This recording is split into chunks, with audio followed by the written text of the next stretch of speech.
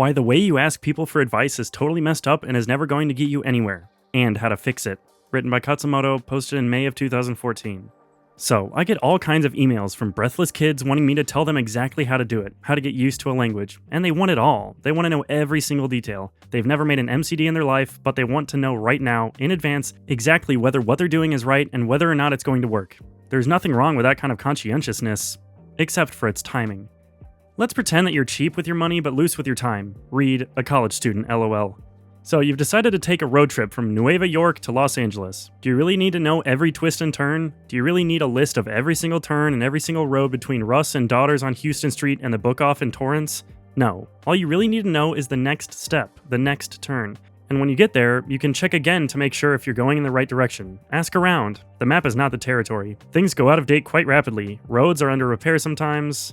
If you're a beginner, whether a total beginner or a beginner in a new phase, the first step is the next step, so all you need to know is the first step. You don't even need to know whether or not what you're doing is going to work. In most cases, your problem is not bad action, but total inaction. You don't need to listen to me that hard in the beginning, you just need to get started. When to really listen to me is in the middle, when I tell you you're not hearing enough Japanese or you need to start buying Japanese books long before you can even understand them or whatever. It's in the middle that you need my advice. It's your mid-game that needs work. It's your mid-game that really needs my help the most, not your opening game. Even the worst methods in the world, read school, can get people to so-called intermediate level, middling proficiency where you know quite a bit, but you also start to realize, and let yourself become oppressed by, the magnitude that you don't know. But it takes an anti-moon, an AJATT-like method to take you from the middling intermediate to advanced and native-like awesomeness. Now, here's where life starts to imitate Greek tragedy. Even though mid-game is where most people need my advice most, it is also when they are least likely to take it. Cassandra becomes my middle name. By mid-game, you've got rhythm and habits and prejudices, good and bad. You've got firm beliefs. It is really ironic because in the beginning, people are so open to instruction, so bright-eyed and bushy-tailed, so virgin snow-like that they even suspend their belief in common sense. Example, is it okay if I watch movies in Japanese, cats? Is rap music okay to listen to, cats? Is it okay if I watch American movies dubbed in Japanese, cats? Won't I pick up bad dub habits?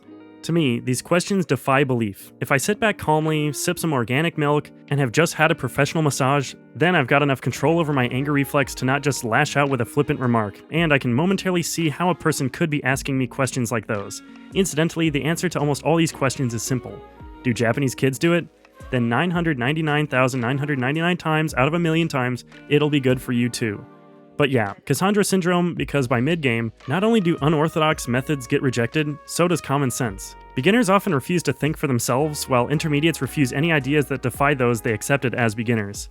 This Greek tragedy business is both globally and locally true, so you even see it on small scales. Guy who's decided to make MCDs has 5 million questions for me, but once he's got some, my small but significant corrections and suggestions fall on deaf ears. He goes from, I don't know, something to something else. How to not be that guy? Make some MCDs first. Try stuff for a few weeks first, and then show me what you've tried and ask me about it. Anyway, opening game is a quantity problem, not a quality problem. Get Japanese in your ears, get Japanese in your eyes, get kanji coming out of your hand. It's all about volume. It's mid-game where clever tweaks start to carry more weight. It's mid-game where I want you to hang on to my every word. Not literally, but yeah. Mid-game is when I want you to be open to suggestions and corrections, because at mid-game, I'm making suggestions and corrections based on actual data. Experiential data that you have been so kind as to accumulate for me, yourself and the world. And at every stage, obviously assuming no bodily harm, I want you to try first and ask questions later. Try things out before talking back. Talk back all you want once you've actually given something a try. So, guy who dismisses SRS out of hand, idiot. Guy who tries SRS, uses it correctly, in short, frequent bursts, not binges, and still wants out, smart guy, let him walk his own path. Head in the general direction of LA first, and ask for directions not in one big advice binge, but many times along the way.